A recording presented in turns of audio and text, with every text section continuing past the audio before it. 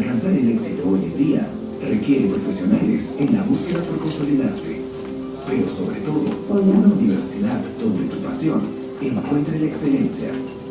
Ahora imagina un programa académico de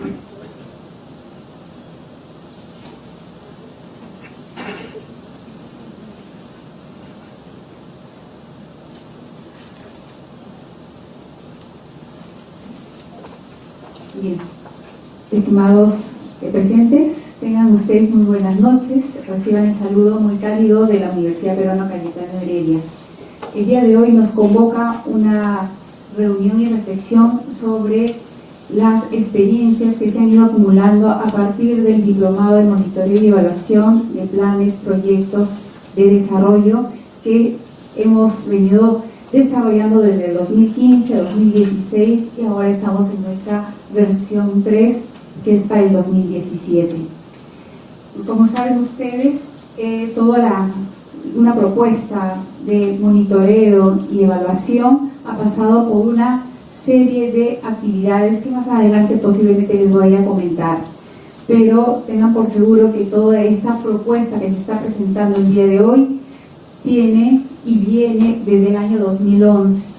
Entonces todo lo que vamos a plantearles y estamos ofreciendo es realmente interesante, innovador, y ya lo vamos a ver con las experiencias y el testimonio posiblemente de uno de nuestros participantes.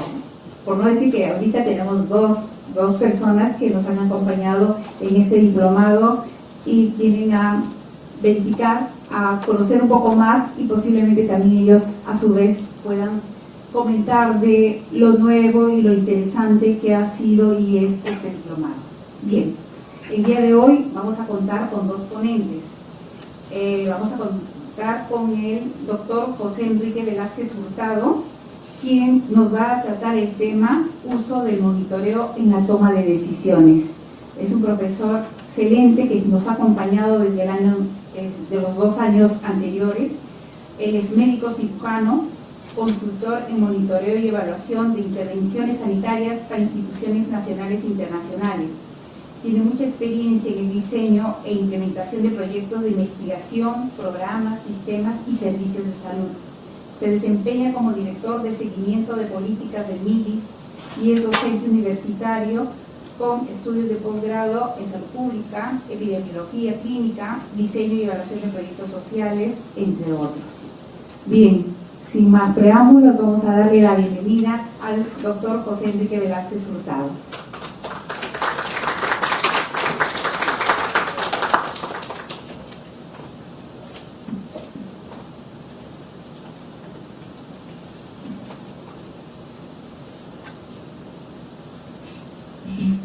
Buenas noches con todos y con todas. Como ya ha comentado Miriam, mi nombre es José Enrique Velázquez y actualmente, como también han detallado, soy director de seguimiento del Ministerio de Desarrollo e Inclusión Social. Y mucho de lo que aquí les traigo es parte de mi experiencia en salud y mi experiencia también en desarrollo e inclusión social. ¿Por qué monitoreo? Y en la segunda parte, ¿por qué evaluación?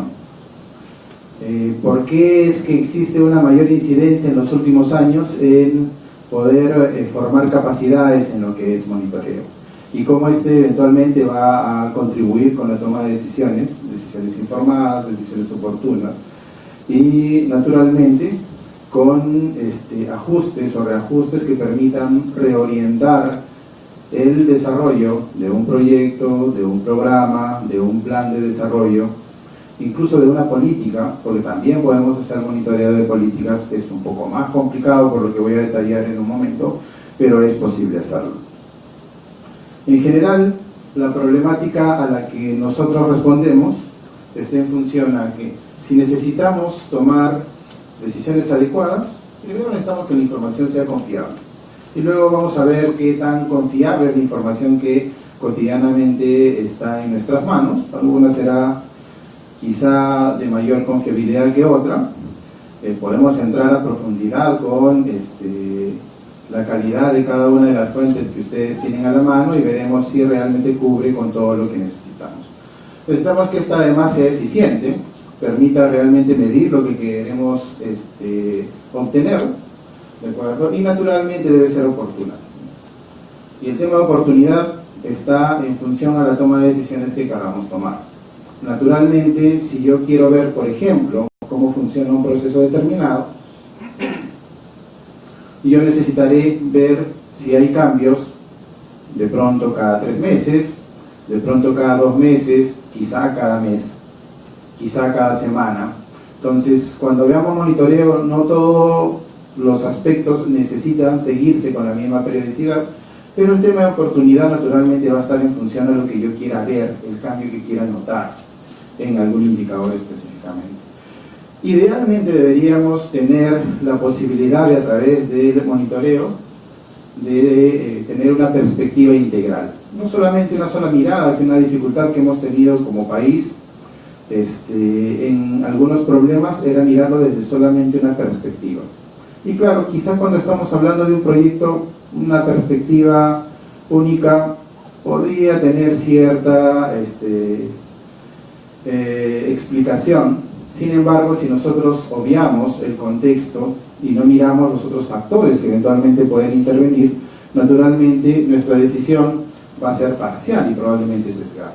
Necesitamos además que sea multisectorial e intergubernamental si es que nuestro proyecto, nuestra política, nuestro programa llega a los diferentes niveles de gobierno. Naturalmente eso va a implicar el uso de diferentes fuentes de información. Es cierto que nosotros como país accedemos diariamente, en algunos casos mensualmente, en otros anualmente, a información. Alguna va a provenir, por ejemplo, de encuestas poblacionales. Ustedes deben haber visto los resultados en algún momento de encuestas como la ENDES, encuestas como la ENAO, encuestas como la ENAPRES. Nos sirven en la medida que nosotros estemos cubriendo con estas encuestas la población a la que queremos nosotros ver, ¿de acuerdo? Si no, probablemente necesitemos hacer una encuesta propia. Ahora, si bien es cierto, esta información existe, también es cierto que si yo quiero ir más allá de la región, voy a tener ciertas dificultades de representatividad. Entonces, no es la única información que nosotros necesitamos probablemente. Por ejemplo, si nosotros quisiéramos ir a ver un indicador, el comportamiento de este indicador por distritos, naturalmente esta fuente va a ser insuficiente. Yo voy a necesitar otras fuentes, y ahí entran las fuentes de mi proyecto, de mi programa, o fuentes administrativas de lo que normalmente viene siendo una institución específica o el Estado en cada una de sus poblaciones. La información procede de un análisis. Yo no hago mucho con el dato, yo necesito extraer ese dato, procesarlo y poder tener información para poder tomar decisiones. Ahora, este análisis y procesamiento requiere una cierta calificación. Puedo yo valerme de un perfil profesional determinado, generalmente lo hacen los estadísticos, pero sí necesito conocer cómo es que debería realizar. Ahora, es necesario que nosotros podamos tener todo a la mano para hacer un buen análisis. Yo puedo entender cómo es que se mueve más o menos la lógica de mi proyecto, pero cuando yo necesito, por ejemplo, conocer las características de los datos que alimentan mi proyecto, yo necesitaré información adicional. Si yo necesito procesar ese dato, la información que tengo generalmente no me permite entender cómo debería procesar el dato. Entonces, voy a necesitar información adicional que me permita entender el procesamiento que yo voy a seguir con el dato, y me permite entender qué información es la que puedo obtener y naturalmente cómo eventualmente voy a presentarlo. Entonces, tener un espacio libre de consulta para poder acceder a esa información también termina siendo a veces una necesidad y puede ser manejada a través de un proyecto, puede ser manejada también a través de un plan o una política, como les voy a mostrar en una lámina posterior. Esta lámina se las he traído de manera intencional porque esta es una lámina que salió en un periódico, el Perú 21, hace N años atrás. No voy a decir exactamente qué año, ustedes más o menos lo pueden sacar por las cifras que tienen al frente, pero me llamó la atención porque no es que no conozcamos la realidad que nosotros queremos abordar. generalmente conocemos el problema y lo tenemos dimensionado bien, ¿de acuerdo? Muchas veces, además, aquellas características que condicionan un resultado específico o el problema, cómo eventualmente va a afectar este resultado a mi población, o va a afectar a un cultivo determinado, si es que mi intervención es mejore cultivos, por ejemplo. Entonces, el problema existe, pero las condiciones por detrás también. Y naturalmente, si yo hago una intervención, debería conocer también cómo esta intervención va a impactar directamente sobre esas causas y finalmente con el resultado. Ahora, ¿por qué además tiene esta lámina un encanto adicional? Ustedes ven hacia el lado derecho que está detallado el tema presupuestal. Es un tema que por muchos años lo hemos dejado de lado. Realmente, si nosotros queremos obtener un resultado determinado, necesitamos ver que todas las condiciones se vean disminuidas, que toda la intervención que nosotros diseñemos mueva en estas condiciones, y para eso necesitamos presupuesto. Entonces, naturalmente, en toda la cadena empieza desde la programación presupuestal y el tener presupuesto, hasta el hecho de hacer algunas intervenciones determinadas que muevan finalmente el resultado. Eso finalmente se traduce en lo que se denomina una teoría del cambio, o una cadena de valor, o un modelo lógico, o quizá un marco lógico, y podemos conversar luego por qué digo quizá un marco lógico y no lo afirmo, ¿de acuerdo? Pero esta cadena de valor eventualmente, si yo la entendiera en toda su amplitud, podría naturalmente mover el resultado que yo estoy esperando. Y esa es la riqueza del monitoreo y evaluación. Me permite entender todo esto, pero también seguir cada uno de estos aspectos y ver cómo finalmente va a llegar a impactar sobre el resultado. Entonces, voy a tocar un tema específico, como ustedes saben, dentro de los indicadores emblemáticos, representativos de esta gestión. Uno de los problemas que se ha dimensionado mucho es el tema de anemia. ¿Por qué? Porque 1 de cada 2 niños tiene anemia. En algunas regiones del país es incluso 3 de 4 niños. Por ejemplo, en zona de Amazonía tiene este problema. Ahora, esta cadena de valor que me permite identificar desde los insumos hasta los resultados, ¿se conoce? Sí, se conoce ampliamente, se conoce hace muchos años, existe evidencia suficiente sobre el tema. Ahora, si yo la conozco, puedo rápidamente ver en los resultados, por ejemplo, qué cambios son los que yo necesito que se produzca en mi población, ¿de acuerdo? En productos, qué servicios son los que se producen, en actividades, qué es lo que normalmente hacemos para llegar a estos productos, y finalmente qué recursos invertimos. Hasta aquí suena fácil, parece fácil.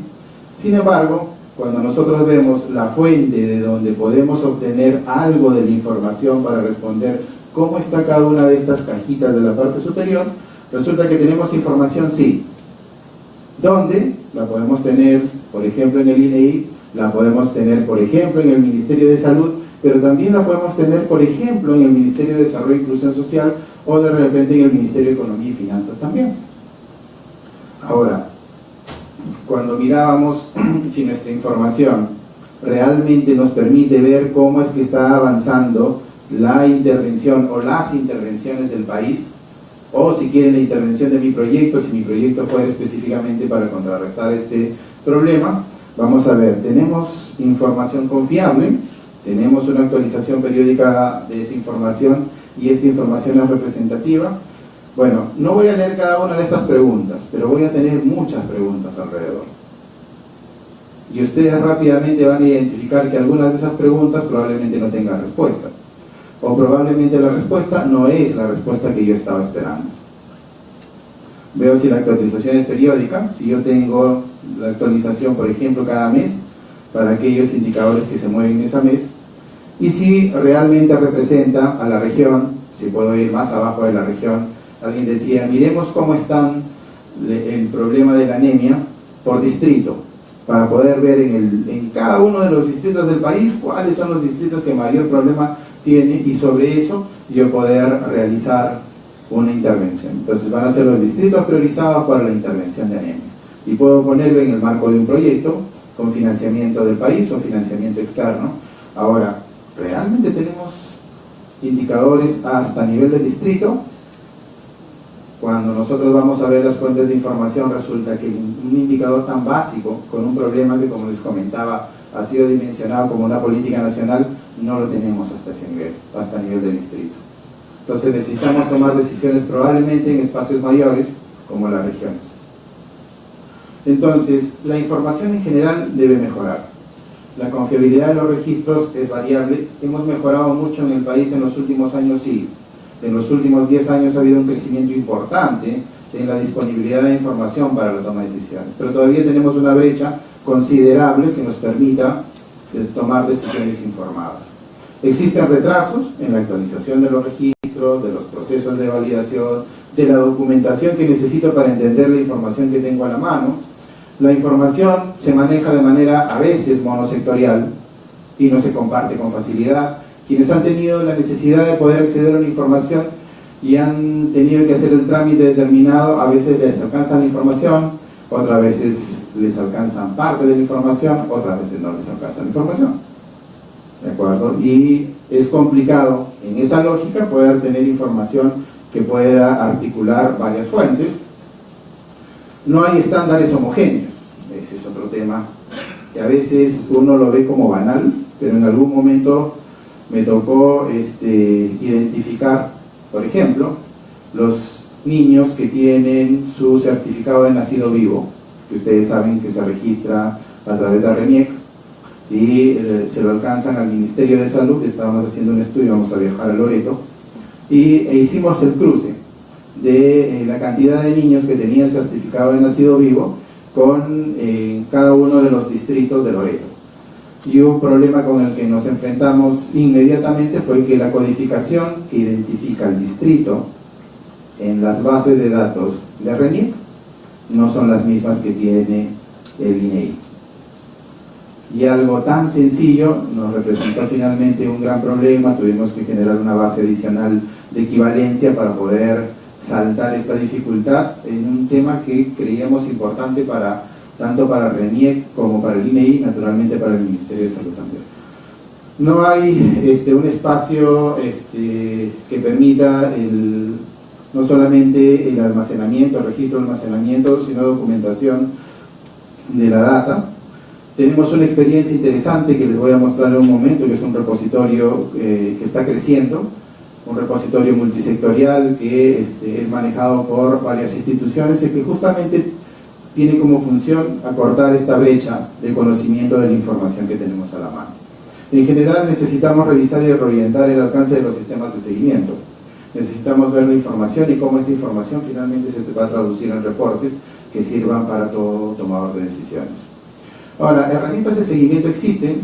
Naturalmente, como yo pertenezco al MIDIS, tengo un sesgo propio y les he traído aquí algunas herramientas que nosotros tenemos a la mano y que los invito además a consultar, pero también los invito a conocerlos a través de el diplomado, porque muchas de las cosas que vamos a tocar dentro del diplomado finalmente fueron el cimiento para poder desarrollar algunas de estas herramientas. Tenemos, por ejemplo, un Infomidis que básicamente lo que hace es vigilar la cobertura de los programas sociales del Ministerio de Desarrollo e Inclusión Social y tiene información de cada uno de los programas y cómo es que se cobertura la población específica, incluso hasta el nivel de distrito.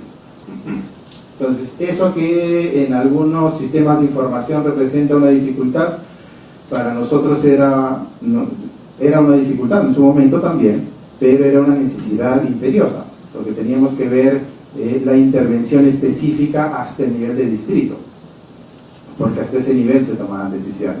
Entonces tuvimos que generar un sistema que alimente esta información. Tenemos los tableros de control, y aquí tienen un tablero de control de anemia, por ejemplo, que tiene toda la cadena de valor que anteriormente hemos detallado. Mi distrito, que tiene información que reúne valga la redundancia, información de diferentes sectores, que está educación, está el Ministerio de Economía y Finanzas, está el Ministerio de Salud, está RENIEC, está INEI dentro de una plataforma, y en la plataforma yo puedo acceder a todos los distritos del país, sin excepción. Solamente tengo que hacer una búsqueda de cada uno de ellos, y lo puedo hacer o por nombre o por ubijeo si es que lo tengo a la mano. Mi región, que tiene una lógica similar a mi distrito, pero el ámbito aquí es el ámbito regional, Tengo Redinforma, que es un repositorio multisectorial, que es lo que les comentaba, que lo que hace es reunir toda la información que es manejada por el Ministerio de Educación, por el Ministerio de Economía y Finanzas, por el Ministerio de Vivienda, Construcción y Saneamiento, por el Ministerio de Salud, por el MIDIS, y yo puedo articular esa información para generar indicadores de mi interés. Naturalmente, entenderán que no todos los ministerios inicialmente estaban involucrados. Había un tema también, un acto de fe. Posteriormente se han ido incorporando algunos, como el Ministerio de Cultura, ante la necesidad de poder complementar la información que ellos tienen con la información que tenían en otros sectores. Entonces, ¿qué hacemos con seguimiento? Si tenemos esta cadena de valor, desde los insumos hasta los resultados. ¿Qué hace seguimiento? Mide periódicamente la magnitud de los cambios en cada una de las cajas. En cada una de las cajas. Esta caja aquí, por ejemplo, tiene indicadores que me permiten ver qué actividades se realizan. Esta caja de aquí, por ejemplo, tiene indicadores que permiten ver qué insumos son los que se compran, para poder cumplir con las actividades, gradualmente con los productos, y estos puedan cumplir con los resultados. Entonces, el seguimiento mira cómo se comportan las cajas. ¿Y qué cosa mide evaluación entonces? Mide estas flechas. Entonces aquí, si la flecha funciona, yo voy a poder verificar esto a través de una evaluación de eficiencia, por ejemplo. Si yo veo que estos productos llegan a los resultados deseados, por ejemplo, podría medir o hacer una evaluación de eficacia o de efectividad, o si lo que estoy viendo es el logro del resultado final, podría tener evaluación de impacto. Ahora, ustedes pueden ver rápidamente que al interior de estas cajas puedo tener un sinfín de indicadores. En algún momento nos pasó con el Ministerio de Salud, le pedimos todos los indicadores que tenían relacionados a desnutrición crónica infantil. ¿Alguien tiene una idea de cuántos indicadores se manejan en el Ministerio, o se manejaron en algún momento en el Ministerio de Salud relacionado al tema? Una prox, cifras. Más de 200. Ahora, ¿ustedes se imaginan un sistema de monitoreo de más de 200 indicadores? ¿Es factible hacerlo? Sí, factible. Pero uno distrae la atención en los 200 indicadores, dándole probablemente el mismo peso. Entonces, ¿tenemos cadena de valor? Sí, tenemos cadena de valor. ¿Sabemos cómo funcionan algunas condiciones y qué resultado van a tener? Sí. Pero necesitamos no solamente la cadena de valor o la teoría de cambio. Necesitamos identificar cuáles son aquellos que impactan directamente sobre el resultado. Entonces, nuestra cadena de valor está adecuadamente documentada. Este es un ejemplo de ello, ¿de acuerdo? Así como este modelo lógico que lo tenemos en el marco de los lineamientos de desarrollo infantil temprano. Uno de los resultados, por cierto, está relacionado a la nutrición crónica y anemia, ¿de acuerdo? Existe. La evidencia nos da todas estas cajas y nos dice si esta flecha de aquí tiene una fuerza mayor o tiene una fuerza débil, ¿de acuerdo? O es punteada, en donde hay algunos estudios que dicen que sí, otros que dicen que no, ¿de acuerdo? Pero existe. Lo que uno tiene que hacer es identificarlo de la evidencia. Ahora, si tenemos la cadena de valor, corremos el riesgo que comentábamos hace un rato, podemos tener un sinfín de indicadores. Y eso les va a pasar con su proyecto, eso les va a pasar con su programa, eso les va a pasar con su política. Entonces, ¿qué hacemos? Necesitamos hacer una priorización. Entonces, ¿qué es lo que se ha hecho aquí, por ejemplo, para dos resultados, uno de nutrición crónica y otro de anemia? Es identificar aquellos resultados que están inmediatamente detrás y que tienen un impacto directo sobre el logro del resultado en adelante. Y naturalmente se han seleccionado algunos de ellos. ¿En base a qué criterio? Primero, que estos servicios de aquí, con estos productos, van a tener un mayor impacto sobre este resultado. La flecha entonces es más gruesa. Existe evidencia amplia sobre el tema, ¿de acuerdo? Y naturalmente van a tener una mayor posibilidad de logro en el resultado que está por delante. ¿De acuerdo? ¿Qué más nos interesa? Identificar qué es lo que se viene realizando.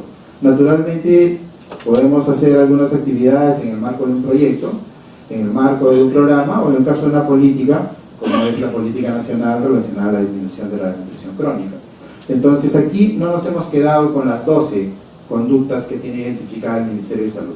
Nos hemos quedado solamente con 2 que tienen un impacto directo sobre el resultado que esperábamos. Igual se ha hecho con la anemia, igual se hace con ustedes dentro del diplomado. Se identifica su cadena de valor que respalda su proyecto, su programa, su política, se identifica y se prioriza cuál es la ruta crítica para el logro del resultado, y sobre eso se plantea un pool de indicadores que permita tomar decisiones de primera instancia con aquellos indicadores que tienen un resultado directo mayor sobre lo que queremos modificar.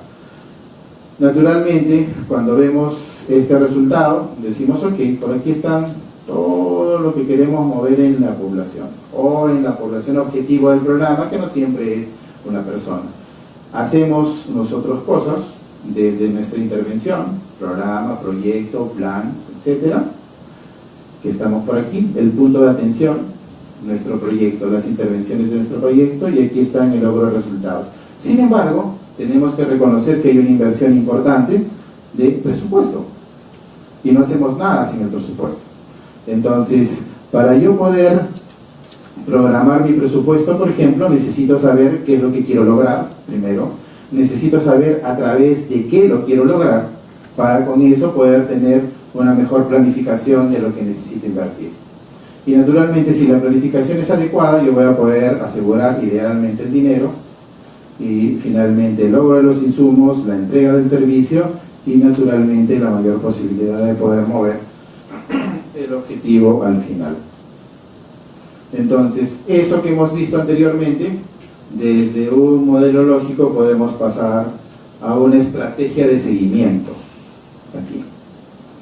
Y esto, que se denomina además tablero de control, puede permitir ver bajo varias perspectivas. Primero, una gran caja, donde es quién o en dónde voy a ver mis resultados, en dónde se entrega el servicio, o en dónde se entrega las actividades de mi programa proyecto, ¿de acuerdo? Y quién eventualmente lo financia y cómo es que se financia. ¿Qué es lo que rápidamente puedo identificar, además de que existen tres cajas? De que la información que alimenta cada una de estas grandes cajas a veces está en un mismo espacio, a veces está en espacios distintos. Entonces aquí, por ejemplo, si quisiera tener indicadores de población, podría tenerlo desde el programa, ¿de acuerdo?, los registros administrativos, o podría tenerlo desde el INEI. Esto sí es programa, proyecto, plan, política, ¿de acuerdo? Y esto naturalmente es el financiador. Entonces puedo construir un tablero de control con 3 unidades de observación. Podría tener que la información integral me permite ver a lo largo de todo el problema y cómo se ha ido abordando, ¿de acuerdo? Se basa en un modelo lógico que ya anteriormente se ha detallado, y esto va a facilitar la toma de decisiones. ¿Por qué? Porque estoy mirando a lo largo de toda la cadena cómo es que se está moviendo el problema. Entonces yo puedo para eso alimentar mi estrategia de seguimiento en un tablero de control, que es una de las herramientas que puedo utilizar para ello. Para eso, ¿qué necesito? La cadena de valor que ya hemos detallado anteriormente, basada en evidencias. Un pool de indicadores, en donde además necesito tener la ficha del indicador, y ahí voy a tener todo el detalle que yo necesito para construir el indicador.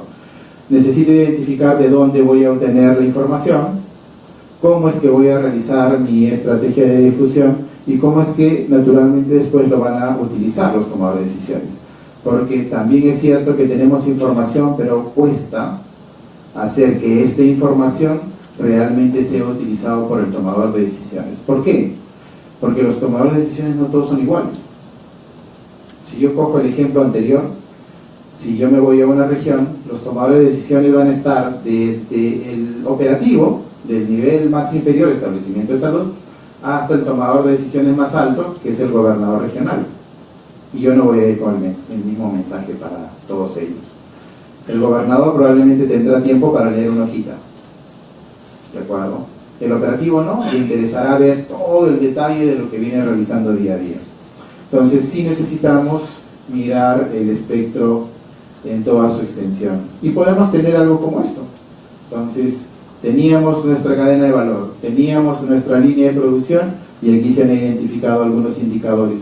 Y además se han construido 2 columnas intencionales. Una columna que nos dice cómo vamos en la tendencia, hemos venido mejorando en el tiempo, estamos mejor que el año pasado. Ese es el mensaje de estas caritas sonrientes en verde. Sin embargo, pese a que hemos mejorado en relación al anterior, mi valor actual frente a una meta no es el adecuado y por eso tengo esta carita triste. Entonces, las herramientas de seguimiento nos permiten valorizar los logros también. Una mejora, pero también el logro de una meta. Y necesitamos entregar para cierto público objetivo ambos tipos de información. Porque naturalmente ha costado mucho, voy a poner un ejemplo, una región X, Huancavelica, ha costado mucho crecer en algunos indicadores y necesitamos valorar ese crecimiento. Pero todavía estamos muy por debajo de la meta que estábamos esperando para esa región. Ok, entonces, ¿qué esperamos con ese marco, con el monitoreo? En el módulo 4, por cierto, que es el módulo que me toca directamente coordinar. Necesitamos dos productos, uno relacionado al plan de monitoreo y evaluación y otro es el reporte de monitoreo. Con esto nosotros vamos a detallar todo el contenido de lo que buscamos en la estrategia de monitoreo y de evaluación. Y con esto, ¿cómo vamos a hacer llegar la información de monitoreo al tomador de decisiones? ¿Por qué no vemos adicionalmente lo de evaluación? Porque hay un módulo por separado que ve específicamente todas las estrategias de evaluación. ¿De acuerdo?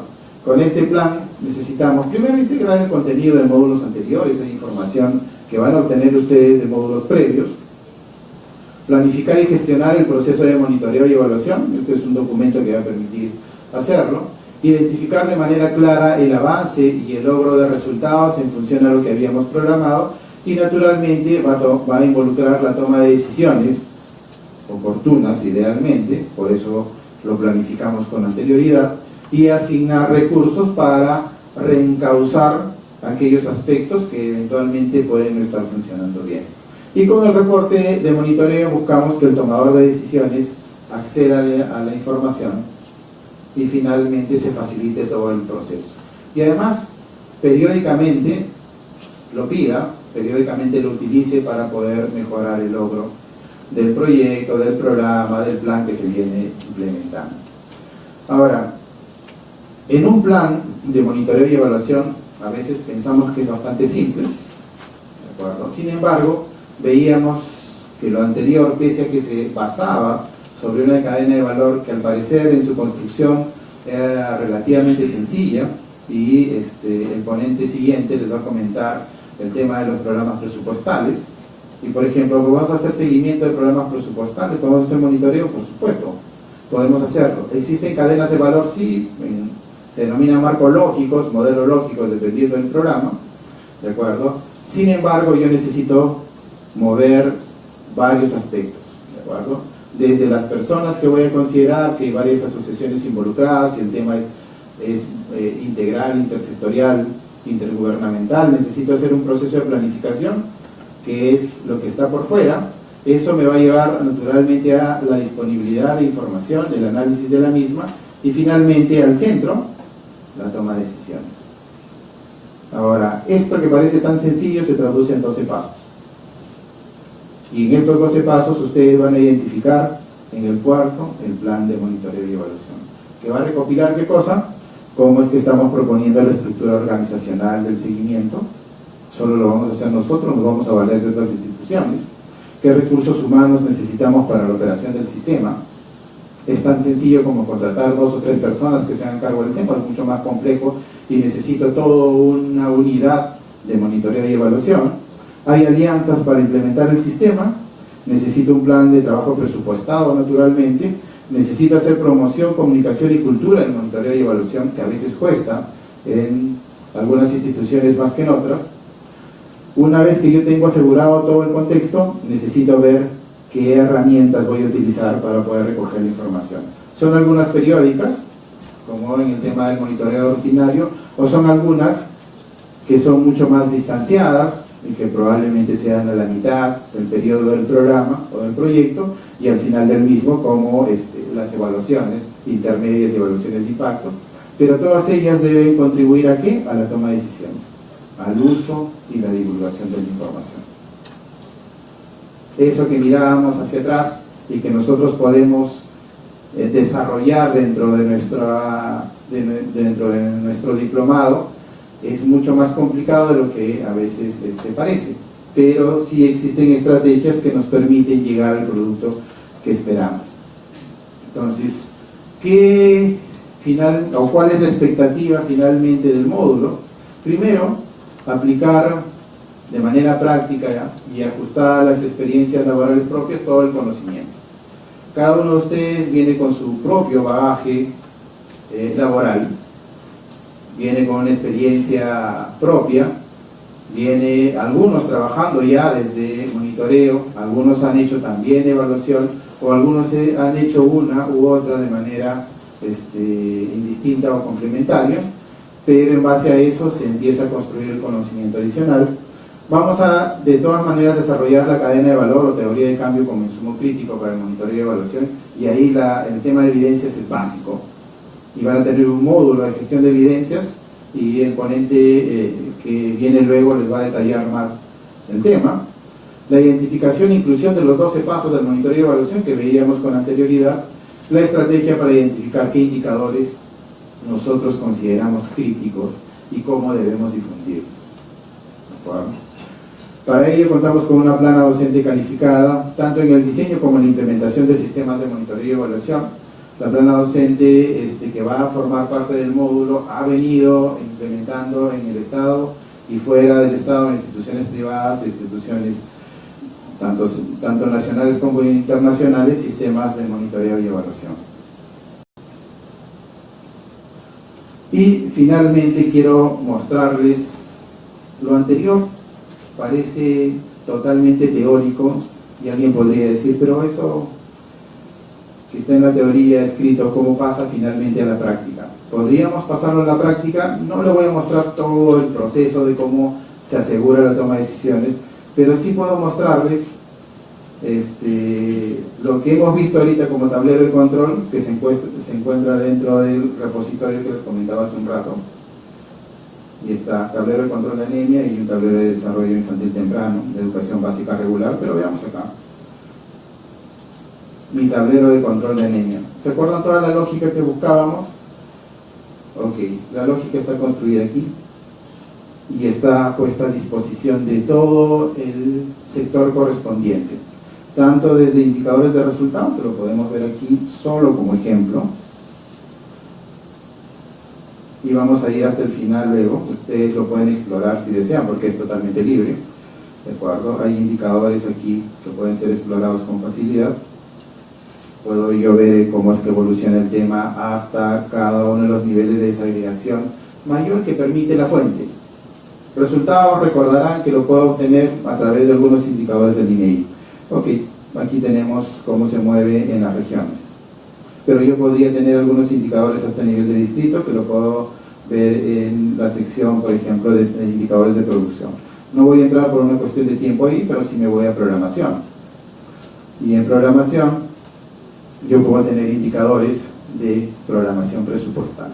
Naturalmente, para eso yo necesito identificar con los usuarios, con el tomador de decisiones, cuál es la información que requiere para poder tomar una mejor decisión.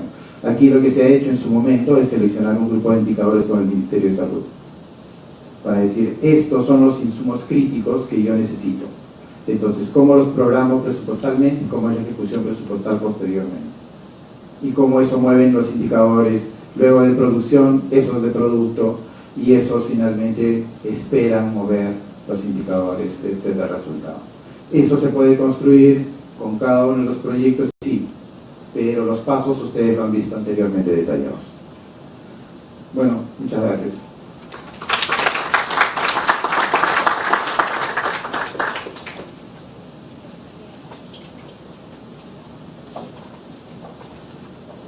Si hubiese alguna pregunta, aprovechemos para verla antes de pasar a la siguiente presentación.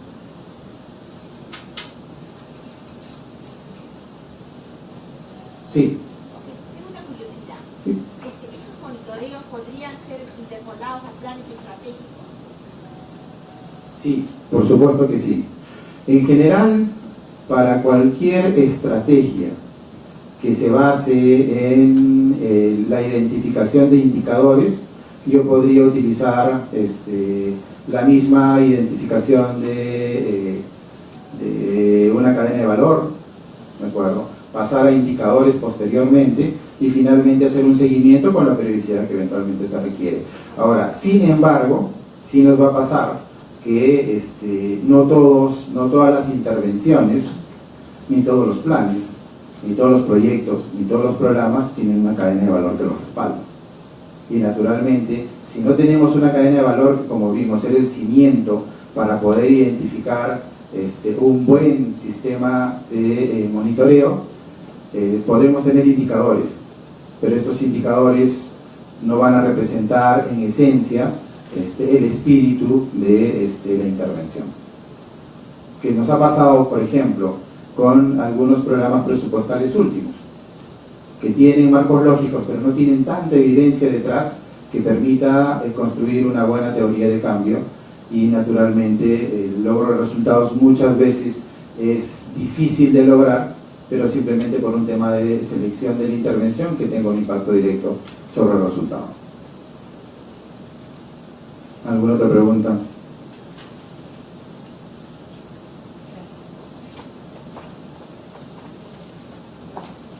Muchas gracias. El doctor Enrique nos ha presentado un panorama muy interesante sobre el uso del monitoreo en la toma de decisiones. Ahora vamos a invitar y pedir primero las disculpas del caso. El doctor Alfonso Gutiérrez Aguado, que venía para la ponencia de gestión de evidencias, no pudo por factores laborales, pero el equipo es un equipo también muy fuerte del curso de gestión de evidencias, y el día de hoy está acompañándonos el doctor Víctor Suárez. El doctor Víctor Suárez va a tocar el mismo tema previsto, que es la utilidad de las herramientas de gestión de evidencias en la práctica profesional. El doctor Víctor Suárez es médico cirujano, es máster en salud pública de Amberes, Bélgica, es gerente de las guías de prácticas clínicas del Seguro Social, es docente de posgrado tanto de la Universidad Nacional Mayor de San Marcos, de la Universidad Cayetano y de la Universidad César Vallejo. Bien, vamos a invitar entonces al doctor Víctor Suárez para que nos pueda acompañar el día de hoy.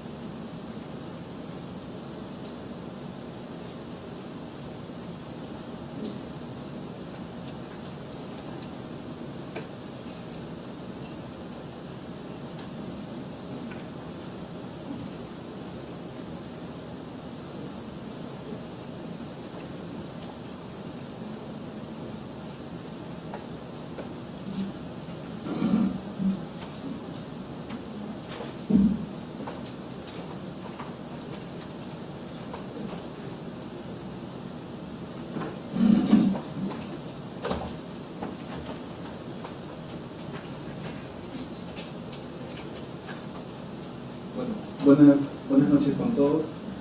Gracias a la Universidad Cayetano por invitarnos a participar en este módulo, en este diplomado con un módulo sobre gestión de evidencias. Ya mencionó nuestro compañero Alfonso no ha podido venir, sabrán ustedes que están en etapa de programación, trabajan en ahorita, y hace difícil venir. Y todos estamos con este tema de las contingencias en general, pero somos un equipo que hemos tratado de cubrirnos y poder estar acá presentes con ustedes y explicarles un poco de qué se trata esto, ¿no?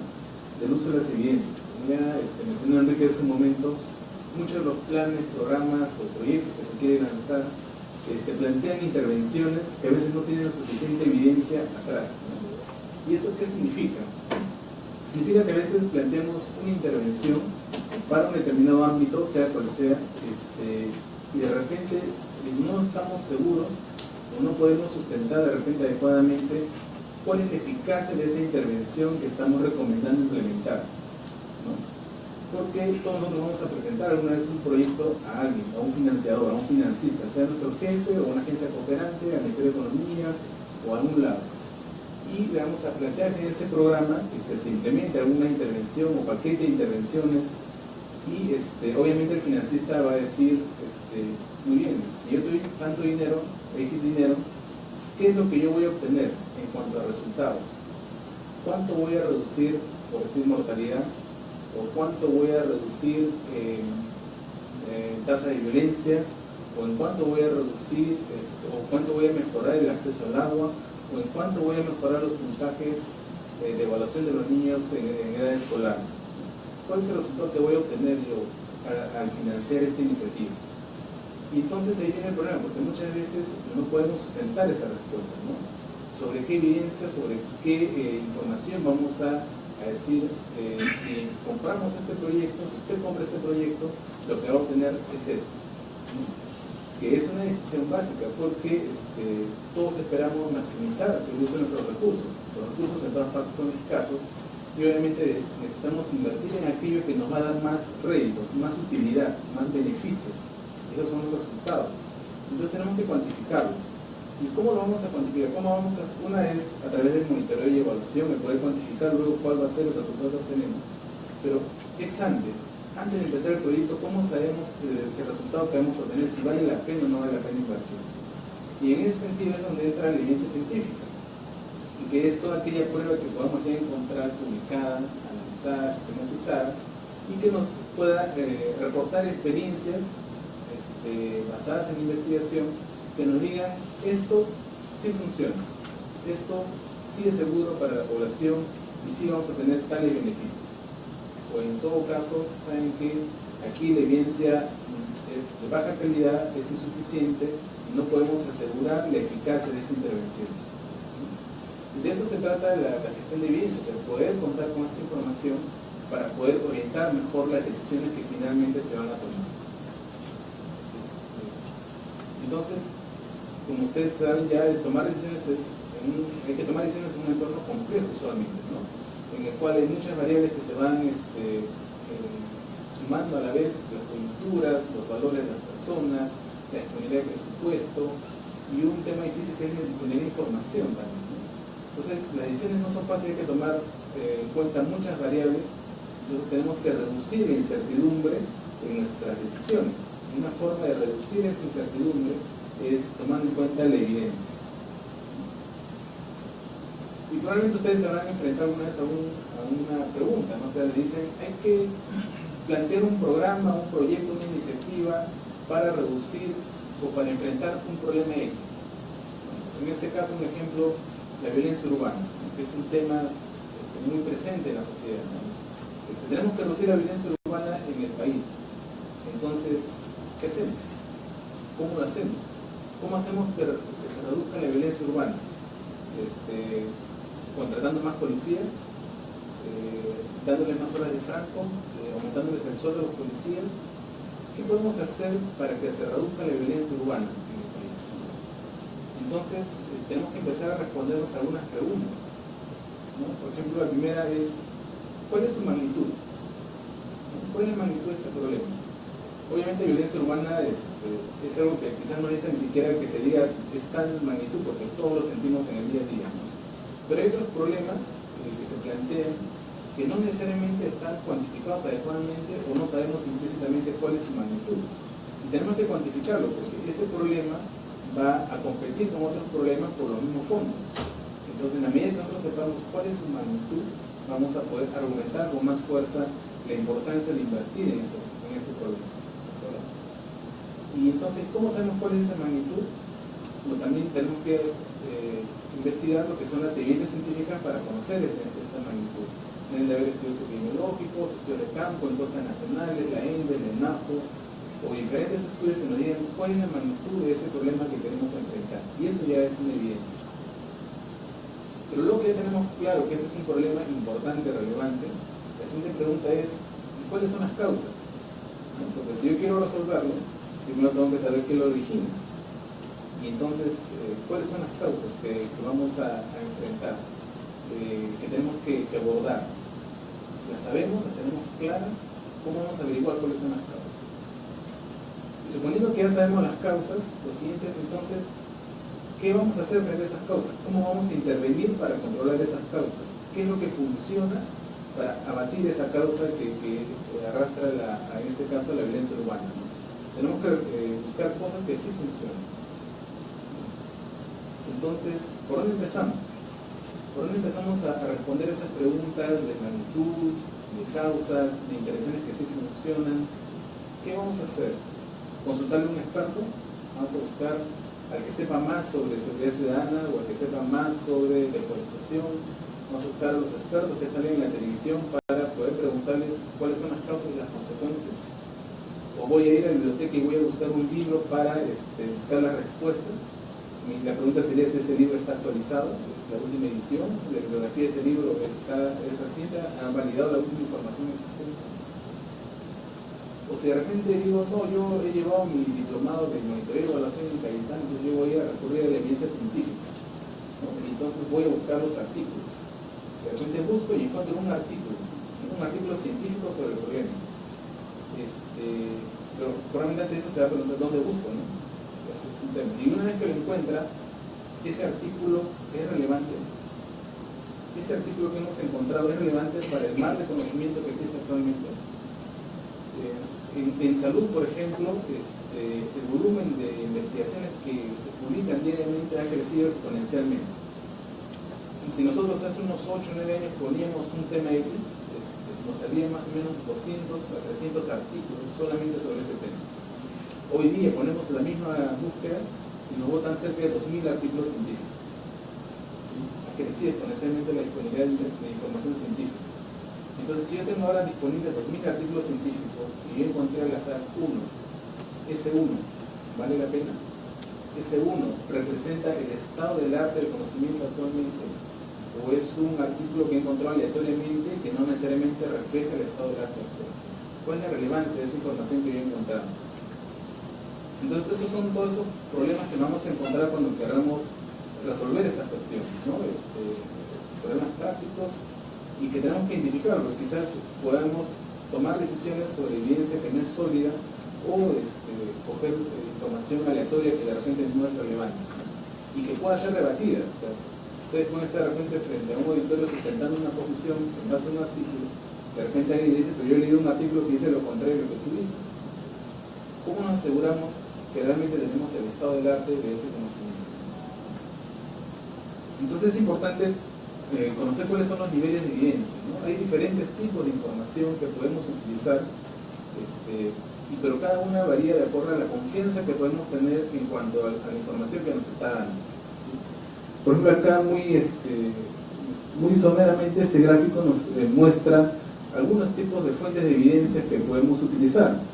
Está desde la consulta al experto, ¿no? al experto que ha trabajado durante muchos años en el tema y que tiene alguna opinión formal, ¿no? En base a su experiencia. También hay información de los medios y del marketing, ¿no? Pueden haber algunas, sobre todo la industria que vende productos o bienes o servicios que están relacionados con lo que estamos queriendo intervenir, también nos va a poder proporcionar información.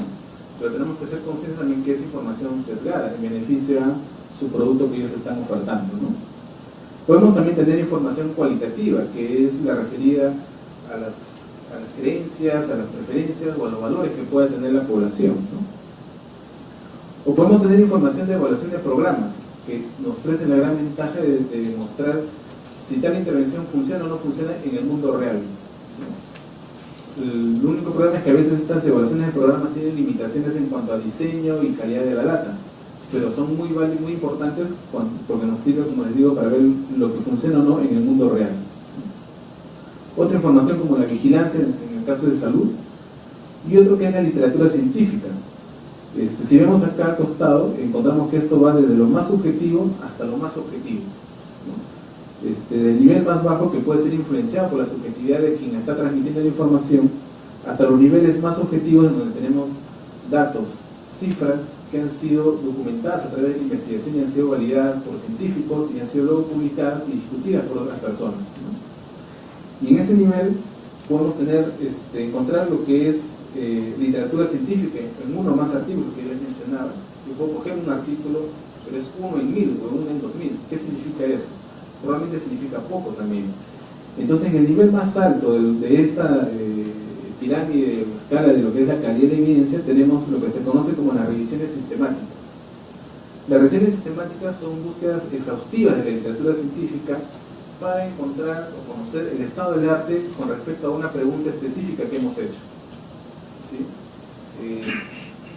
Y eso se trata, o sea, de que quien hace esta revisión sistemática va a revisar todas las fuentes bibliográficas disponibles, va a buscar toda la evidencia disponible sobre ese problema, sobre esa pregunta que estamos planteando, se va a asegurar que no falte nada, y luego la va a seleccionar, la va a evaluar la calidad de la evidencia también, porque no todo lo que se publica es de alta calidad, evaluar eso, y segundo, y finalmente va a sintetizar la evidencia para mostrar a los usuarios cuál es la eficacia de esas intervenciones que estamos encontrando. Entonces, si yo quiero conocer el estado del arte de conocimiento sobre un tema específico, en realidad lo más eficiente y lo más objetivo es recurrir a lo que conocemos como las revisiones sistemáticas, ¿sí? A las revisiones sistemáticas. Este es el concepto de una revisión sistemática, que es la aplicación de estrategias científicas que limitan el sesgo por la reunión sistemática, la evaluación crítica y la síntesis de todos los estudios relevantes sobre un tópico específico, ¿no? Entonces, como decía, es exhaustiva. ¿Por qué? Porque busca todos los estudios relevantes sobre el tópico. ¿Qué evalúa? Con eso evitamos el sesgo. O sea, si yo busco sin una metodología científica, voy a obtener resultados parciales de mi problema y no todo el conocimiento. Hace evaluación crítica, se evalúa la calidad de esta evidencia y finalmente lo sintetiza. Trata de decirnos, de todos los estudios que hemos encontrado, esta es la conclusión final a la cual podemos llegar. O sea, en lugar de leerse 2000 artículos, lo que ustedes van a leer son las conclusiones, obviamente. Pero para llegar a eso nos va a costar bastante. Y el metaanálisis, que es un paso después de la revisión sistemática, es la acumulación estadística de estos datos de varios estudios para generar un resumen, un dato resumen de todos los artículos que han sido publicados. Este es el punto máximo de evidencia científica. Cuando tenemos un metaanálisis que nos da un dato resumen de los resultados, podemos tener mucha confianza sobre lo que estamos afirmando en cuanto a la si funciona o no funciona esta intervención. Lamentablemente, muchas revisiones sistemáticas no pueden concluir en un metaanálisis porque no todos los estudios son igualmente homogéneos para poder sumarlos entre sí, ¿no? Pero ya sabemos que este es el nivel más alto de evidencia, ¿no? Entonces, de ahí es que se deriva lo que se conoce como la gestión basada en evidencias, ¿no? Que es usar todas estas evidencias para informar a la toma de decisiones, ¿no? Dice, la práctica basada en evidencias es acerca de tomar decisiones a través del uso consciente, explícito y juicioso de la mejor evidencia disponible obtenida a través de las mejores fuentes. Y su finalidad es incrementar la posibilidad de obtener buenos resultados. Entonces, acá hay varios conceptos importantes, ¿no? Porque habla de uso consciente y explícito. O sea, de forma transparente, explico cómo estoy haciendo la búsqueda de mi información y cómo la estoy utilizando. Y un uso juicioso, porque también tenemos que tener en cuenta que las revisiones sistemáticas, los metaanálisis o cualquier evidencia que tengamos siempre puede tener limitaciones en cuanto a su validez. Recordemos que la mayoría de la investigación científica, por ejemplo, entre una de las limitaciones es que se realiza en diferentes contextos al nuestro, ¿no? En salud, por ejemplo, la mayoría de las investigaciones son realizadas en Estados Unidos, en Canadá, en Europa y algunas en Asia. En América Latina muy pocas. Nuestra población y nuestro contexto, nuestra sociedad tiene características particulares. No todo lo que funciona en Estados Unidos necesariamente va a funcionar acá, o tenemos que tomar consideraciones adicionales de implementación para hacer que eso funcione en nuestro contexto. Entonces, ese es el uso juicioso de la evidencia, ¿no? No es un uso, digamos, a rajatabla de lo que pueda decir, ¿no? De la mejor evidencia disponible, de mejores fuentes, ¿no? ¿Y qué buscamos con todo esto finalmente? Es aumentar la probabilidad de obtener buenos resultados, ¿no? Es como les decía con la primera lámina, ¿no? Tomar decisiones en ambientes complejos, lo que nos lleva es a incertidumbre. Cuando tomo una decisión, vamos a tener siempre una incertidumbre en cuanto a si va a funcionar o no lo que yo estoy planeando, va a tener o no los resultados esperados.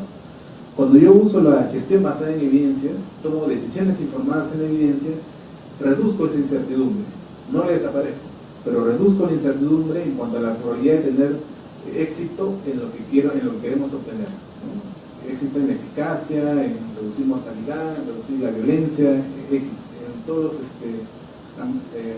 áreas o temas que quisiéramos enfrentar, ¿no? ¿Y cómo es que se hace esto, no? Suena bonito, suena bien, pero ¿cómo lo hago? Entonces ahí cuando viene un poco el trabajo más laborioso de cómo llegar a ese punto, ¿no? Entonces hay varios pasos, como es primero preguntar, ¿cuál es el tema específico que yo quiero resolver? ¿Cuál es esa pregunta que tenemos que enfrentar y encontrar las soluciones para intervenciones o para identificar causalidad, ¿no? Luego que esa pregunta está clara, tenemos que recolectar la información, ir hacia las fuentes bibliográficas y recolectar la mejor evidencia. Luego tenemos que tamizar, es decir, seleccionar de todo lo que nos sale cuál es la información realmente relevante para lo que buscamos. Luego acumulamos, ¿no? O sea, juntamos toda la información disponible, la ordenamos, la organizamos, la aplicamos, luego en el proceso de evaluación de evidencias y finalmente evaluamos el resultado que se va a obtener con esto. Entonces ahí, esa es una metodología que vamos a ir revisando durante este módulo. Y ese es un ejemplo, ¿no? Un ejemplo que hemos estado trabajando para demostrar cómo es que esto avanza, ¿no? Por ejemplo, la pregunta era sobre violencia, ¿no? ¿Se acuerdan de la violencia que planteamos al comienzo? Entonces, es conocido que una de las causas de la violencia es el consumo de alcohol, ¿no? El consumo de alcohol está relacionado con violencia. Y también hay investigación científica que ha demostrado que donde hay más consumo de alcohol, hay más violencia, hay más criminalidad. Entonces, ahora que yo estoy planeando implementar un programa de intervención para reducir la violencia urbana, me pregunto, ¿es que funciona limitar la venta de alcohol al público? O sea, ¿la venta de alcohol al público reduce efectivamente la violencia? ¿Qué sabemos al respecto, no? ¿O es una idea que se nos ha ocurrido que parece lógica y queremos implementarla? ¿O es que hay una evidencia que la respalde realmente? Entonces vamos a nuestro primer paso, que es formular la pregunta. Y aquí es donde formulamos la famosa pregunta PICO, que probablemente algunos de ustedes hayan escuchado. Que la pregunta PICO significa desmenuzar esta pregunta en 4 elementos. Lo que es a qué población estamos queriendo abarcar, cuál es la intervención que queremos evaluar, en comparación con qué intervención. Lo que significa que yo voy a buscar estudios que me hablen de reducción de los horarios de venta de alcohol en población general para conocer cuál fue su impacto en reducir la violencia en los contextos donde se aplicó esta intervención. ¿Sí? De eso se trata. Y entonces voy a tener que recurrir a diferentes bases de datos, como estas, por ejemplo, que son algunas de las más conocidas de diferentes áreas temáticas del conocimiento, y voy a empezar a buscar, voy a tener que usar términos de búsqueda, voy a tener que usar elementos booleanos para combinarlos, voy a tener que probar varias estrategias de búsqueda, voy a tener que recurrir al tesauro para encontrar esas palabras claves, para finalmente diseñar una estrategia de búsqueda lo suficientemente sensible para colectar toda la información disponible sobre ese problema, ¿no? Y de acá probablemente me van a salir varios cientos de artículos referentes a ese tema. Y ahí voy a tener que empezar a seleccionar, definir mis criterios, etcétera, etcétera, ¿no? ¿Para qué? Para al final tener esta tablita. Encontré un montón de cosas y al final me quedé solo con 2 artículos, ¿no? ¿Qué me dicen? Quizás el primero sea el más interesante. Este es el estudio de edema. Sí. No, la ciudad de edema, sí. Es el efecto de restringir las horas de apertura sobre la violencia relacionada al alcohol. Es un estudio del año 2007 que se realizó en la ciudad de Diadema, Brasil, donde hay 357.000 habitantes, donde la relación abordada fue la restricción de las horas de venta de alcohol y violencia. ¿Y qué es lo que encontró? Que se redujo en un 44% en la tasa de homicidios. Entonces, cuando yo quiera vender esta intervención a los decisores, le voy a decir, si usted restringe la venta de alcohol, vamos a reducir en un 44% la tasa de homicidios en su localidad. ¿Sí? Y eso vende, creo yo, ¿no? Es un resultado que vende. Y que podemos asegurar que la evidencia nos ha mostrado que sí funciona. ¿De acuerdo? Y hay otros estudios adicionales. ¿Sí? Pero como decíamos también, la evidencia científica es parte de la toma de decisiones, ¿no? Tenemos que tomar también en cuenta otros parámetros. O sea, la evidencia científica nos ayuda, nos da la información de qué funciona, pero luego tenemos que tomar en cuenta la contextualización, o sea, cómo lo llevo a mi mundo real, ¿no? A nuestro entorno en el cual estamos. Y ahí tenemos que tomar en cuenta otras variables como son las consideraciones económicas. ¿Es que esta intervención es costo efectiva o no? ¿Sí? ¿Es que los beneficios que voy a obtener valen lo que yo voy a invertir en esta intervención, o es que es demasiado costosa? ¿Qué voy a tener que dejar de pagar para poder invertir en esto? ¿No? ¿Tengo el presupuesto suficiente para poder financiar la intervención o no? Todo esto se traduce en estudios de costo-efectividad y estudios de impacto presupuestario. También tengo que ver el marco social y cultural, ¿no? Y las preferencias de los usuarios. O sea, pueden haber intervenciones muy buenas pero que de repente no son aplicables a nuestro contexto por determinadas creencias, valores o preferencias de la población.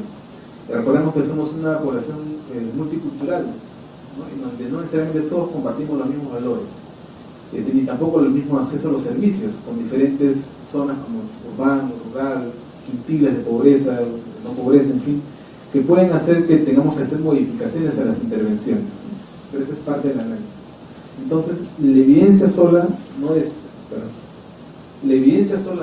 ¿no? La evidencia informa, y con todas las otras informaciones relevantes se toma finalmente la decisión. Ejemplos en los que se puede aplicar esto, quizás el más conocido por la mayoría de ustedes quizás sean los programas presupuestales.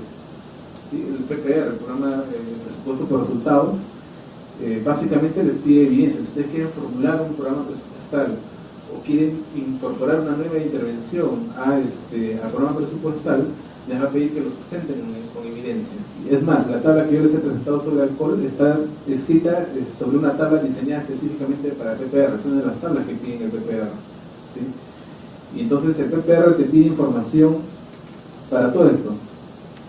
Primero nos pide evidencias sobre la magnitud de problemas, la parte inicial, y luego nos pide evidencias de la relación entre el resultado específico y el resultado final. Evidencias de la relación entre las causas del problema y el problema en sí. ¿Cuál es la evidencia de la efectividad de las alternativas? Y eso equivale a un formato y refiere al documento de diseño, ¿no? Y hacer un balance de evidencia relevante. Entonces, el PPR nos pide información de magnitud, de causalidad y de eficacia de las intervenciones que queremos proponer, ¿sí? Entonces no nos escapamos. Si queremos entrar al PPR, tenemos que ir por ahí. Obviamente la evidencia tiene múltiples usos también. Podemos formular planes y programas, incluso diseñar marcos lógicos y las intervenciones planteadas en el marco lógico sustentarlas en las evidencias. En salud, por ejemplo, que es donde nosotros trabajamos, lo aplicamos para lo que se llama salud pública basada en evidencias. Cuando queremos implementar un programa de intervención en salud pública, eso tiene que estar documentado. Es decir, si el Ministerio de Salud quiere implementar una vacuna, por ejemplo, la vacuna contra el VPH, recordarán ustedes que se implementó hace unos pocos años, pasó por varios análisis exhaustivos de la evidencia de su eficacia y también la evidencia sobre el costo-efectividad de la intervención en nuestro contexto, ¿no? Esa es salud pública basada en evidencias. Y también tenemos lo que se llama medicina basada en evidencias, que es la elaboración de guías de práctica clínica para orientar la toma de decisiones. Es decir, que el manejo de los pacientes no quede a criterio del médico que está viendo en ese momento al paciente, base a su experiencia o a lo que pueda haber sido inducido por la industria farmacéutica, sino que su conducta esté dirigida por una guía de práctica clínica que esté basada en la evidencia y nos diga cuál es la mejor estrategia de tratamiento para sus pacientes, y reduzcamos también así la variabilidad clínica, ¿no? Entonces, en diferentes campos podemos aplicar el concepto de la evidencia, el uso de la evidencia, ¿no? Y esto nos apoya también a tener acceso a la información. Usualmente estos documentos donde se sustentan las decisiones basadas en evidencias son publicados sea impresos o sea vía web. La mayoría de ellos están vía web, y eso permite que la población también tenga acceso a esa información y sepa por qué se tomó la decisión. Eso contribuye a la transparencia. Si alguien o algún otro funcionario quiere saber por qué el ministerio tomó esa decisión, los documentos están ahí y están transparentados los argumentos por los cuales se decidió, ¿no? Eso nos permite también rendición de cuentas, ¿no? Y lo que es también enfrentar a los grupos de interés, ¿no? Porque los grupos de interés siempre van a tener información parcializada en función a sus beneficios. En cambio, si nosotros tenemos toda la evidencia que hemos podido colectar, vamos a poder enfrentar mejor a los grupos de interés que puedan haber. Existen varios recursos para el acceso a la información. Estos son algunos de los más conocidos. Por lo menos en estos, los tres primeros tienen que ver mucho con salud, lo que es Cochrane, la red de evidencias en salud pública del OMS, NICE, que es el Centro de Evidencias del Reino Unido, el 3IE, que ahí sí podemos encontrar evidencias de todo el campo diferente: educación, trabajo, violencia, agricultura, ambiente, etc. 30 Database, que es un poco más enfocado a salud, y DARE, que también es más, más abierto a diferentes disciplinas, ¿no? Y finalmente, algunos de los productos que vamos a mostrarles durante el módulo que nos toca es cómo hacer estas revisiones sistemáticas, cómo hacer revisiones rápidas, documentos de política, evaluación de programas, y algo muy importante que es el plan de comunicaciones, es cómo yo llevo esta información a los decisores. Porque si yo hago una revisión sistemática, probablemente voy a tener un documento de 50 o de 100 hojas, con bastante información, pero si se lo doy a un ministro, no lo va a leer. No porque no quiera leerlo, sino porque sencillamente no tiene tiempo. Entonces tenemos que traducir la información para hacérsela más accesible. Tenemos que en una hoja o en media hoja resumirle en lenguaje sencillo lo que queremos decir en esas 50 hojas. Y eso también es todo un trabajo, ¿no? Toda una experiencia de traducción del conocimiento, ¿no? Y es así también como muchos a veces quieren traer sus propias iniciativas y tienen que saber cómo comunicar, ¿no? Bueno, entonces el módulo tiene dos productos. Uno que es básicamente tratar de hacer una revisión, de que los grupos elijan un tema específico afín a lo que ellos estén trabajando en este momento y puedan desarrollar toda una lógica de uso de la evidencia para sustentar la propuesta que quieren implementar, ¿no? Entonces abarcamos ahí varios temas de discusión. Hay parte teórica, hay parte práctica con talleres en los cuales empezamos a discutir uno a uno e intercambiamos. La retroalimentación es muy importante entre los grupos, ¿no? y con los docentes. Y el producto 2 es desarrollar un plan de comunicaciones, ¿no? De esta evidencia que hemos encontrado, cómo la trasladamos a un lenguaje que pueda ser utilizado para los decisores. Bueno, entonces tenemos un énfasis en lo que es la aplicación real de los contenidos para nuestros contextos, la traducción del conocimiento, que es cómo llevar esto a los decisores, esta información. Se puede aplicar esto al nivel de formulación de los proyectos para que estén adecuadamente sustentados, y obviamente también a nivel de evaluación de proyectos, porque aquí también se cumple el círculo virtuoso, porque al momento que yo evalúo los proyectos, genero nueva evidencia. ¿Sí? Genero nueva evidencia, y más valiosa todavía porque acá me da evidencia local. ¿Cómo es que lo implementamos en nuestro contexto? Y bueno, los docentes que estamos involucrados en el módulo, hemos trabajado ya varios años en lo que es el uso de la evidencia. Tenemos experiencia en diferentes campos. Varios de nosotros trabajamos en el campo de salud, pero también hemos tenido algunas experiencias en otros campos. Por ejemplo, este mismo módulo ya lo hemos dictado con dos cohortes de diferentes campos de agricultura, ambiente, educación, cultura, seguridad, fiscalía. Creo que incluso había alguien en el grupo.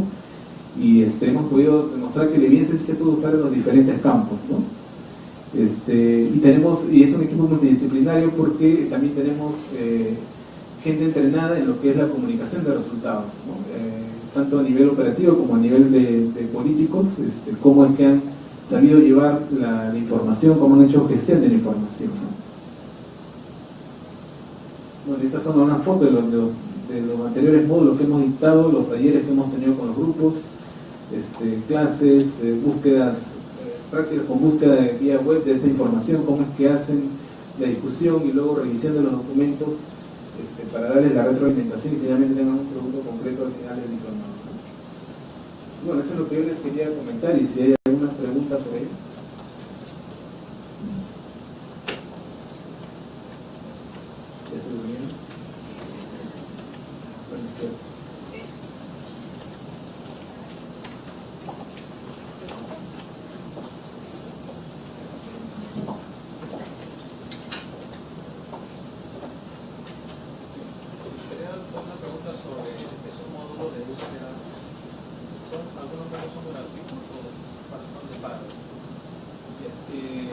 Sí, la mayoría de los buscadores son gratuitos, todos en realidad son gratuitos. El problema es para disponer del artículo. En la mayoría es posible disponer el artículo, en unos menos hay que pagar, o hay que buscar estrategias para conseguirlo, ¿no? Algo que nosotros usamos mucho son las redes de bibliotecas. Diferentes bibliotecas están enlazadas entre sí y construyen una red. Entonces, cuando nosotros estamos afiliados, cuando alguno de ustedes o nosotros estamos afiliados a una de estas bibliotecas, ellos a través de esta red tratan de ayudarnos a conseguir los artículos, ¿no? Y entiendo que también a través de PPR creo que están viendo cómo financiar esta actividad, ¿no? Nosotros en salud, por ejemplo, con los fondos de PPR, comprábamos el acceso a una de estas fuentes bibliográficas para acceder a texto completo. Pero en principio los buscadores son gratuitos y la mayoría de información está libre disponibilidad. No toda, pero la mayoría. En la cuestión de que son presupuestos por resultados, ¿cuáles serían las fuentes de evidencia? Las fuentes, ¿dónde buscar? Depende de los temas que esté usted buscando. Hay algunas bases o fuentes bibliográficas que son especializadas y hay otras que son globales. El 3IE que les mostré, por ejemplo, es una fuente global. Podemos encontrar ahí de la mayoría de los temas que tienen relevancia social, ¿no? Y hay otras que son especializadas. Por ejemplo, para seguridad ciudadana hemos encontrado hasta 3 fuentes bibliográficas específicas para lo que es seguridad ciudadana. Todo depende de cada tema.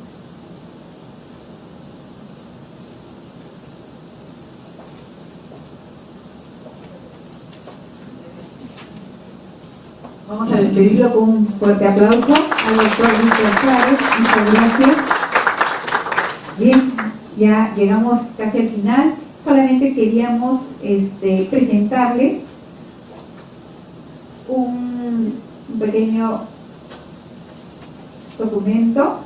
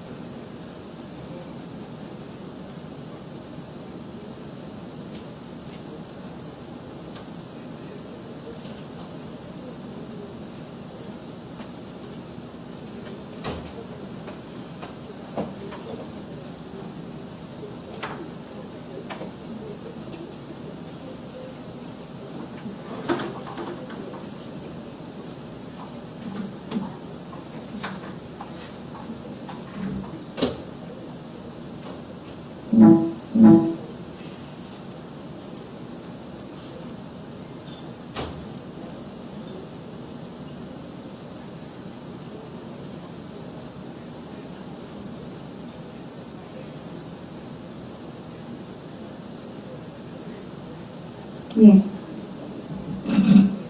Bien, vamos a presentar rápidamente este diplomado. Como a un inicio les comentaba, ha tenido toda una trayectoria. Este diplomado responde a una iniciativa de USAID para poder hacer y decidieron hacer una nueva política de evaluación porque necesitaban recoger evidencias, queríamos ver los resultados. Entonces hizo una evaluación en 2011 para poder identificar cuáles eran las dificultades, los problemas, ¿no? Hicieron un diagnóstico y trabajaron con 14 instituciones para recoger cuáles eran esos problemas que se tenían en el campo del monitoreo y la evaluación. A partir de ello deciden hacer un programa. Se notaba que se requería fortalecer las capacidades de monitoreo y evaluación de muchas personas que se dedicaban a este rubro. Entonces hicieron el diseño y validaron el programa de monitoreo y evaluación. Posteriormente ya pasa a una etapa de implementación, porque es bonito presentar, recoger información, pero ahora armamos el programa, pero finalmente teníamos que implementarlo. En ese entonces ya nos conceden a nosotros, ganamos el concurso para poder nosotros implementar este programa durante los años 2015 y 2016. Y finalmente, el 2016, USAID nos hace la transferencia de este programa, ¿no?, para uso exclusivo de la UPCH, con todo el material y con todos los instrumentos, documentos que se han podido desarrollar con este diplomado. Tenemos acá, ese es el diplomado en monitoreo y evaluación de planes, programas y proyectos.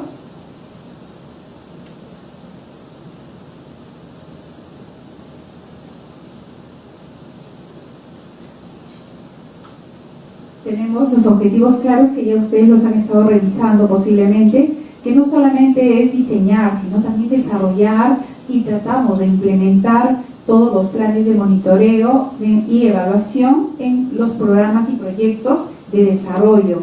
En muchas ocasiones, en las dos primeras versiones, hemos tenido a bien desarrollar todas estas capacidades vinculadas a la institución donde laboran cada uno de los estudiantes y participantes. Eso ayudó mucho porque ya tenemos varios logros que nos han estado compartiendo, porque se han estado, por ejemplo, en el Ministerio de la Producción ya tienen toda una base y tienen todo un sistema mejor planteado en monitoreo y evaluación. Y así están surgiendo varias experiencias en las diferentes entidades con las que trabajamos en 2015 y 2016. También lo que buscamos es diseñar evaluaciones y analizar informes finales de evaluación. Los informes pueden ser un elemento muy interesante para el desarrollo y poder tener mejores evidencias, ¿no es cierto?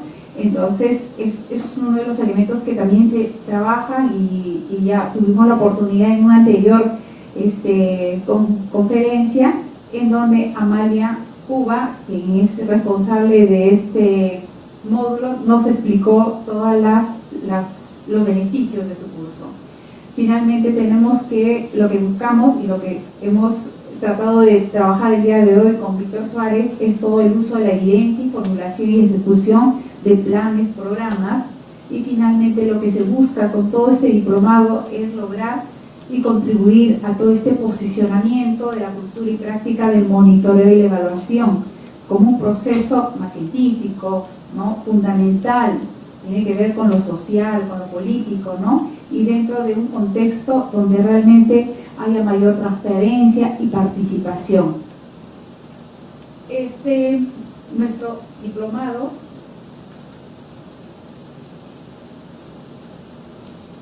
está organizado, ya ustedes posiblemente ya han visto el plan de estudios, pero lo que me interesaría más bien presentarles es cómo está organizado el diplomado.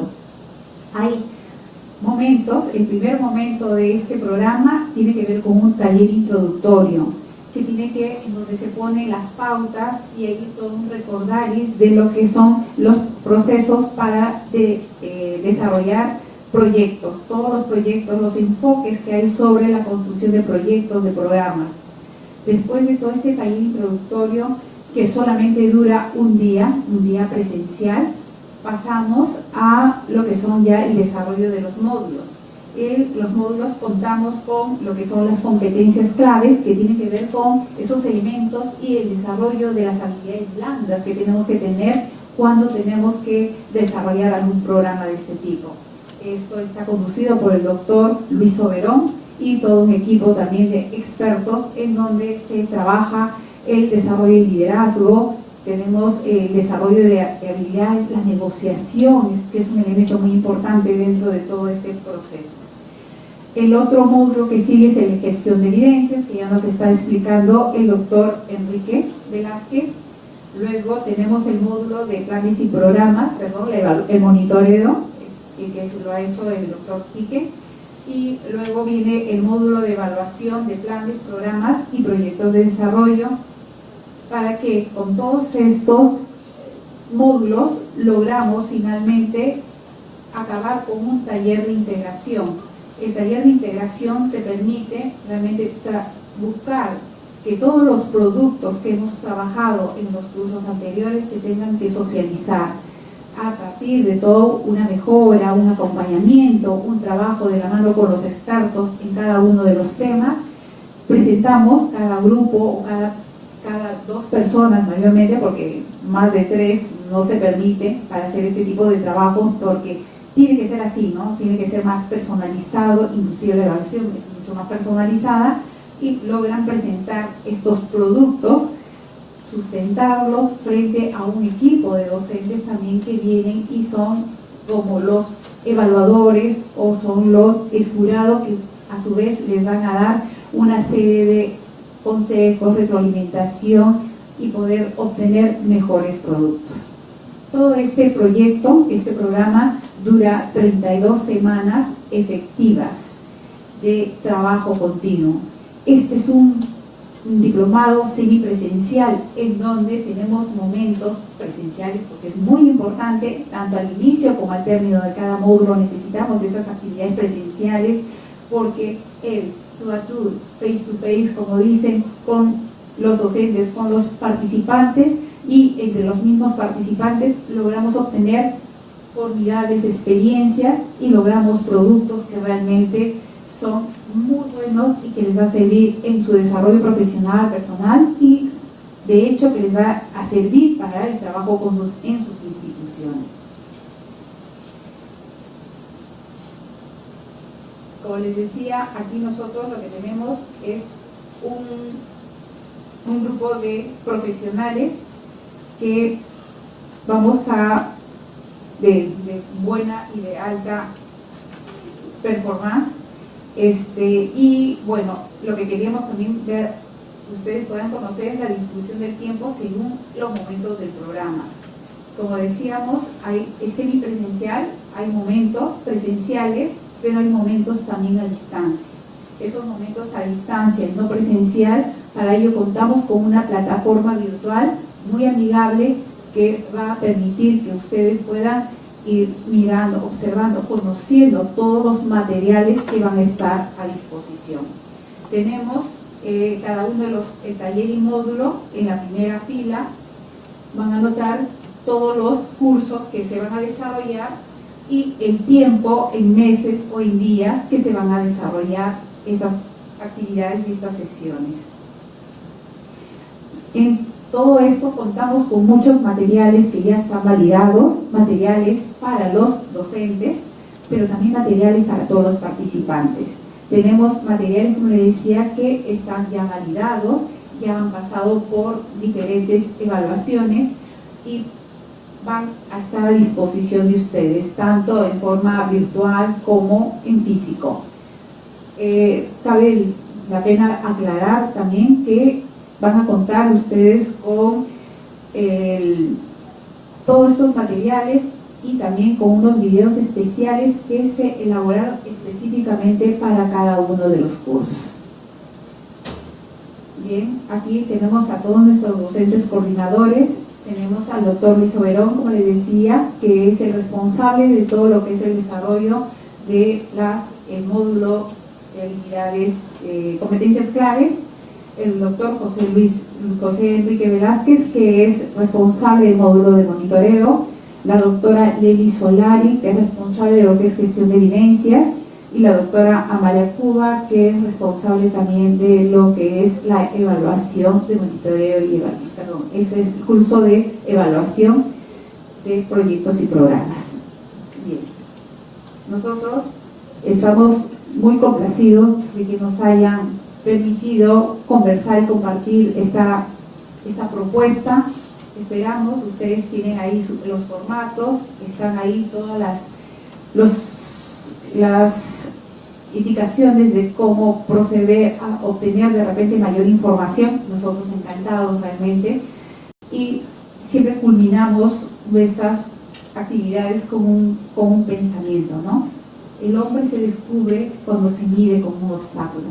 Yo creo que este es un pensamiento de Antoine de Saint-Exupéry, ¿no? Y aquí lo que queremos decir es que el desafío está planteado, ustedes deciden seguir en esta ruta, la que puedan seguir será bienvenida, porque la decisión está en ustedes de seguir desarrollándose como personas y como profesionales. Muchas gracias por todo, y solamente 2 minutitos porque quiero invitar a una persona que nos ha acompañado en este proceso como participante, que es la doctora Alicia Chan. Ella ha participado, ha sido una de las personas que ella trabaja en el Ministerio del Ambiente, y nos va a hacer una breve reseña nada más de lo que ha significado su participación en el diplomado. Adelante, por favor, Alicia.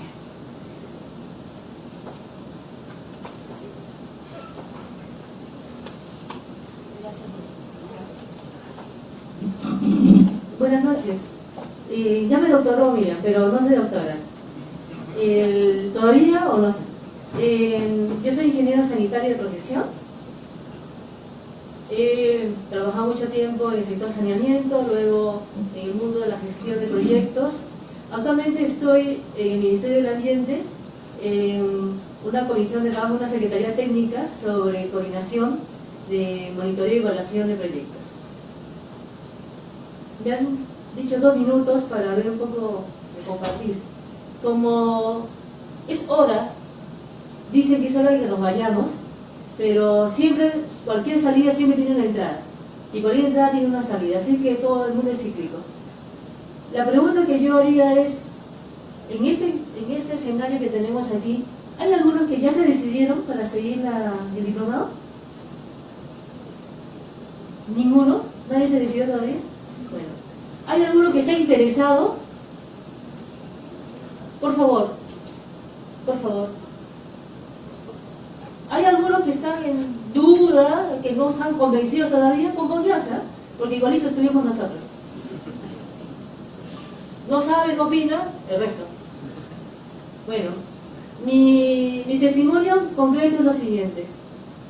Uno de los módulos, que es el de competencias claves, es uno de los módulos que así nomás cualquier estudio, programa de posgrado no lo imparte. Nos es familiar, por ejemplo, el puente no se ha caído, se ha desplomado. ¿Es verdad? Nos suena familiar que el cerro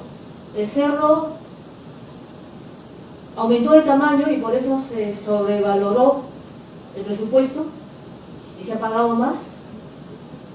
Nos suena familiar que hay muchos recursos para obras, por ejemplo, de previsión, y se destinan los fondos a otro lado. Usted dirá, ¿y qué tiene que ver eso con monitoreo y evaluación? Bueno, ¿acaso, voy a hacer entre paréntesis, verdad que después no haya fiscales afuera? Por ejemplo, la organización Odebrecht Lavallato, ¿acaso no tenían todo un sistema de seguimiento y monitoreo de la corrupción? Sí. ¿Qué diferencia hay entonces entre lo que ustedes están interesados en seguir y todo esto? La diferencia está en la ética, la transparencia, el deseo de hacer bien las cosas como deben ser, el deseo de servir a una sociedad para la cual nos debemos, sea en el Estado o sea en el sector privado, o en la docencia o en la investigación. Y lo importante, lo que me ha gustado del diplomado, es que combina toda la parte de las personas con toda la rigurosidad científica y académica. La ciencia, la fe, la ciencia, las virtudes, la ciencia y los valores hermanan perfectamente. Los que digan que no van a gozar unos años de mucha bonanza, pero van a terminar igualito bajo las 5 rejas. ¿Por qué? Porque el mundo ha evolucionado tanto que ya no puedes esconder las cosas. El mundo del seguimiento, del monitoreo, de la acción es parte inherente de nuestras intervenciones hoy en la sociedad. Y si no lo tenemos aquí en el Perú todavía, debemos tender a eso. ¿Y quiénes son los llamados a impulsar este movimiento? Porque todo el tema del monitoreo de la acción muchas veces se ha estado haciendo quizás empíricamente. No estoy menospreciando los avances que se tienen, sino nos falta mucho. ¿Quién no hace un seguimiento cuando prepara un pastel? Lo pones al horno y lo dejas ahí hasta que se queme, ¿no? El mundo gastronómico no tiene su receta, es un seguimiento exhaustivo de la calidad, y por eso estamos entre los mejores del mundo en el tema de gastronomía. Y con mayor razón, planes, programas, proyectos, en el cual nuestros impuestos dan, la cooperación internacional llega al Perú, pero para una sociedad para el cual están destinados esos recursos, no requiere también un exhaustivo seguimiento, monitoreo, evaluación. Por supuesto que sí. Yo no he venido a hablar para el tema del módulo, ¿no? Porque yo sé, ojalá hubiésemos tenido nosotros, les comentaba a una colega, hubiésemos tenido nosotros esta charla, porque nosotros no íbamos a dudar, no íbamos a apuntar a tope. Lo que sí, aquellos que están interesados, que están en dudas, pero van a tomar decisiones en estos días porque va a comenzar ya, ¿no? Muy bien. Vayan haciendo algunas negociaciones. Negociaciones con la esposa, o con el esposo, o con los hijos, porque requiere mucha disciplina, mucha dedicación, es verdad. Pero lo bonito de esto es que es práctico, es aterrizado, es real. Son casos reales. Y las discusiones son sobre casos reales de cada de cada grupo que participa. Y esas concesiones que le van a dar a su familia para estar en horario igual, a veces una vez al mes, jueves, viernes, sábado. Sábados y domingos. Ah, sábado y domingo. Bueno, peor todavía, sábado y domingo. Todos los sábados y domingos no. Una vez al mes, bueno. Más o menos. Una vez al mes. Pidan el permiso a sus familias para que puedan estar y regresen a las 7, 8 de la noche felices de haber llevado los módulos presenciales, y cuando los vean en sus casas trabajando hasta a veces altas horas de la noche, haciendo los trabajos, intercambiando, que no los vean como divorcios con la familia, sino explicarles esto mismo, lo que estamos compartiendo, explicarles por qué, para qué hace.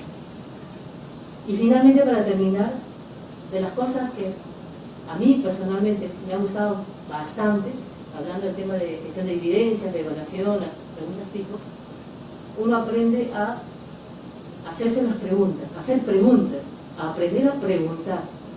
Y su familia le va a preguntar, ¿por qué vas a seguir esto? ¿Por qué? ¿Para qué vas a estudiar?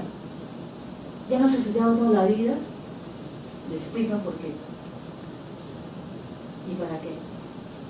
Felizmente YouTube y las noticias de todos los días, la Navidad y la promoción están allí. Y ahora han colgado los videos también. Todo en el Museo de la Memoria. Para que esto no se vuelva a repetir y para que todos los proyectos y los planes estén orientados realmente a la sociedad, a la ciudadanía. Gracias.